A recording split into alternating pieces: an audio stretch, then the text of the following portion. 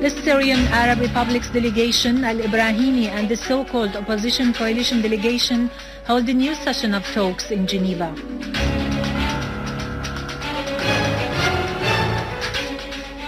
Lavrov affirms that terrorism in Syria represents a dangerous threat that must be fought, as Iran strongly criticizes the American decision to rearm terrorists in Syria.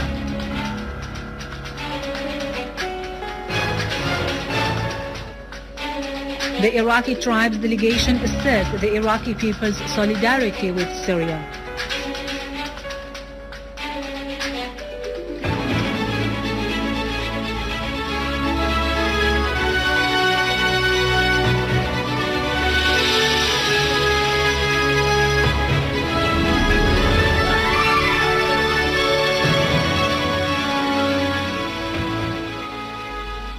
Good afternoon, ladies and gentlemen. This is Irado Krikorian with the news in English.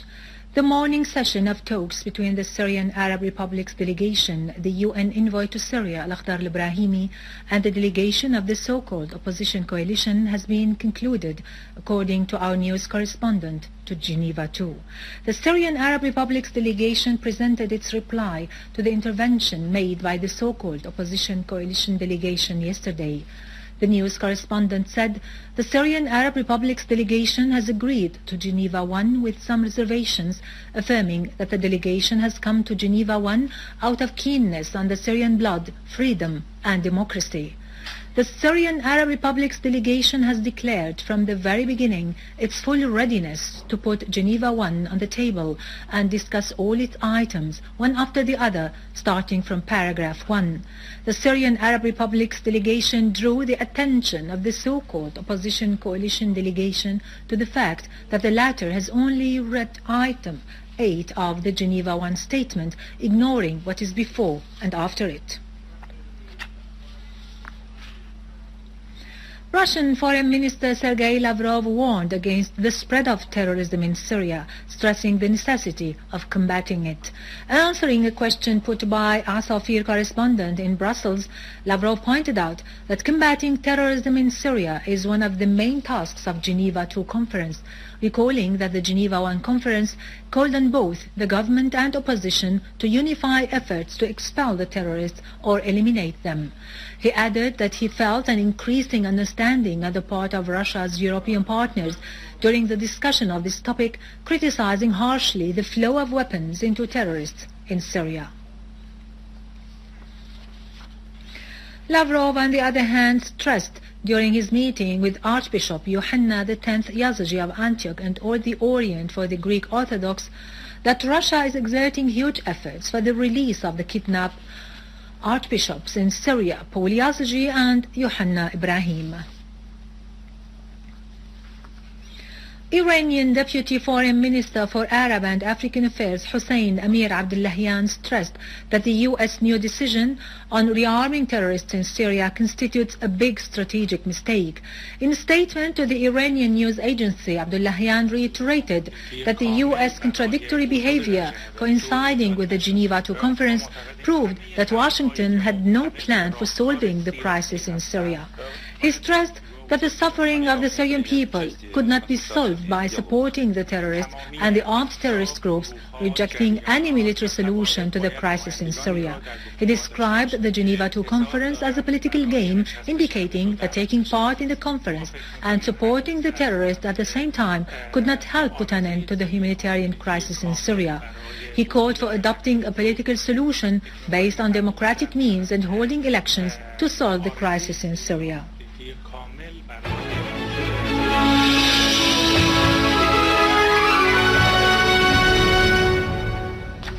Welcome back. The Syrian Arab Army has entered Al-Zara village and the farms surrounding Talkalakh countryside in Homs, eliminating terrorist groups including non-Syrians.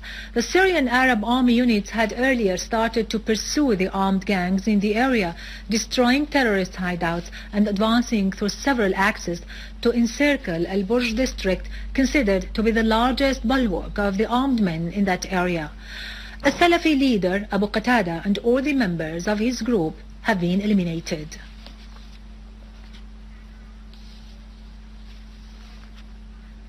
The Syrian Arab Army has eliminated several terrorists and destroyed their arms and ammunition in Qadi Askar, Karm Miyassar, Al-Marj, Bustan al-Qasr, Al-Rashidin and Al-Jazmati in Aleppo city. The Syrian Arab Army has also destroyed terrorist hideouts in the towns and villages of Jdeide, Kweris, Sheikh Najjar, Daret Azza, Al-Atarib, Ma'arit al-Artiq, Al-Wudayhi and Azzan. Several armed men were killed or wounded.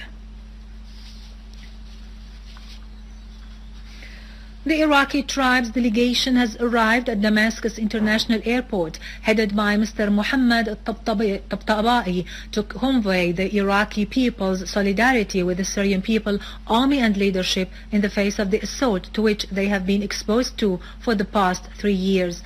The tribe's sheikhs have affirmed that the Syrian Arab Army has been defending in its war against terrorism not only the Syrians but the Arabs and humanity as a whole. The delegation will be carrying out several visits to be briefed on the events in the country and the victories realized thanks to the cohesion between the army and the people in Syria.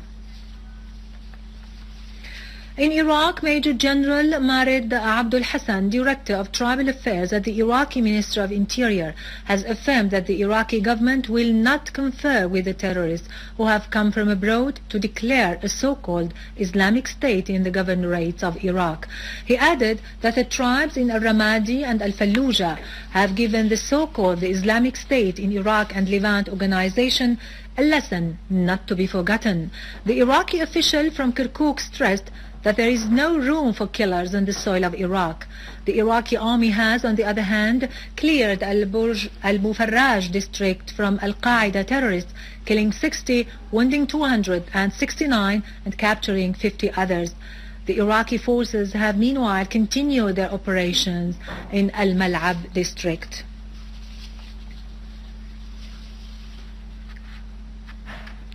Finally, the Egyptian armed forces renewed stress on the efforts of army and police in their war to uproot terrorism and the Takfiri groups who threaten the security of Egypt. The Egyptian army criticized the criminal acts by the so-called Ansar Bayt al-Maqdis of targeting mosques and churches in violation of all human values. The terrorist group had earlier claimed responsibility for blowing a gas pipeline and the assassination of Mohammed Saeed, a top general in the Interior Ministry. With this, we end our news for today. Thank you for watching. For more details about Syria and the region and to view this bulletin again, you can always visit our website in English, syriaonline.sy. Now to latest business and market news with Vani Genjan, but after a short break.